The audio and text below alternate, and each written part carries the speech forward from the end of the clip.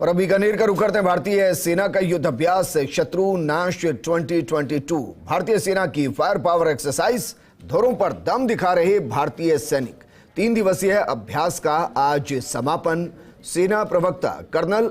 अमिताभ शर्मा ने ये जानकारी दी और वहां से हमारे सहयोगी लक्ष्मण राघव जुड़ गए हैं। लक्ष्मण, ये कहा जा सकता है कि फायर पावर एक्सरसाइज का ये समापन हो सकता है, लेकिन यहां से वो शुरुआत होती है जो दुश्मनों को डराती है और बताती है कि हां, हमारी तैयारी कितनी बड़ी है। बिल्कुल ठीक कह रहा है विजेंद्र, दुश्मन को डराती है, अपना दम बताती है भारतीय सेना। अभी हमने देखा, कैमरामैन गुलाम रसूल ने किस तरह से दिखाया आपको कि मेक इन इंडिया की जो बात है, रुद्र ने किस तरह से यहाँ पर अटैक किया, उसके बाद अपाचे के अटैक्स हमने देखे और अभी बहुत तेज आवाज के साथ जो है आर्टरी का फायर हमने देखा। तो कहीं ना कहीं देखिए दुश्मन का जो इलाका है, दरअसल इसको इस तरह से बांटा गया है। ये ऑपरेशन, अगर हम समझे इस अभ्यास को, ये रात के 9 बजे का ऑपरेशन है और यहाँ पर सामने जो आपको दिख रहा है बिल्कुल ऑरेंज कलर का टारगेट, वहां पर जो है दुश्मन है और उसको किस तरह से अलग अलग जो है सर्विलेंस के जरिए, किस तरह से इंटेलिजेंस के जरिए तमाम चीजें जो है कैसे घेरा जाता है, किस तरह से सबसे पहले पैराट्रूपर्स वहां पहुंचे। वो तस्वीरें आप दिखा पा रहे होंगे शायद थोड़ी देर पहले की अपनी स्क्रीन पर विजेंद्र, कि किस तरह से सबसे पहले जो जरूरी होता है एक तरह से इंटेलिजेंस के साथ, मुखबरी के साथ दुश्मन के ठिकाने की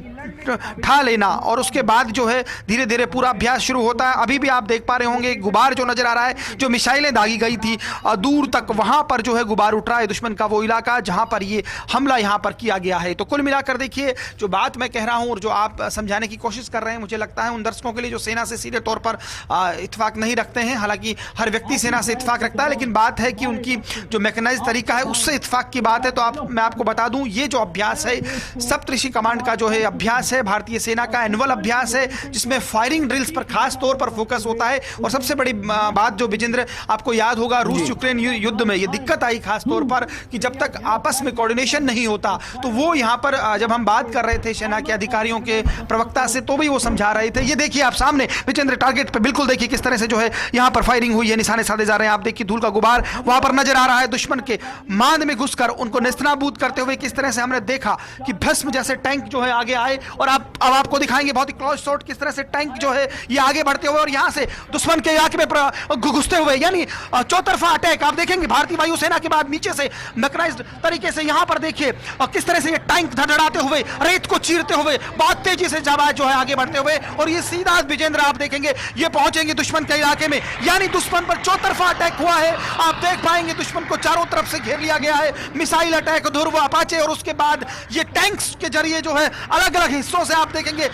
अलग अलग हिस्सों से एंट्री यहां पर टैंक जो है दुश्मन के इलाके में करते हुए, धड़धड़ाते हुए, रेत को चीरते हुए, मानो ये बताते हुए कि भारतीय सेना जो है आ गई है। और ये देखिए आप,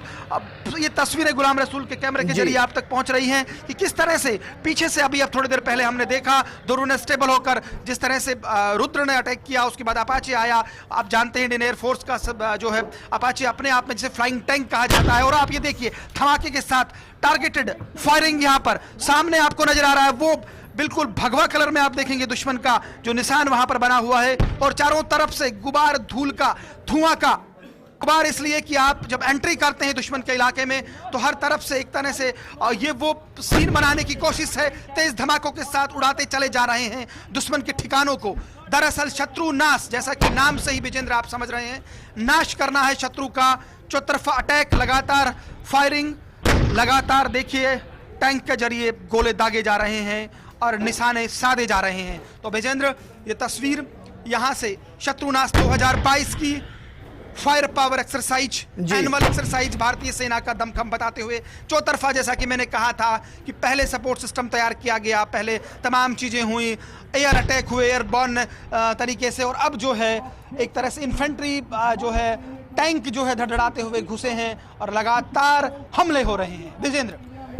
बिल्कुल लक्ष्मण, और एक पल के लिए ऐसा लगा जब आप कमेंट्री कर रहे थे कि मानो उस जंग के मैदान में हम सब उतर गए हों, क्योंकि एक तरफ टैंक बारूद उगलते हुए और दूसरी तरफ आपकी कमेंट्री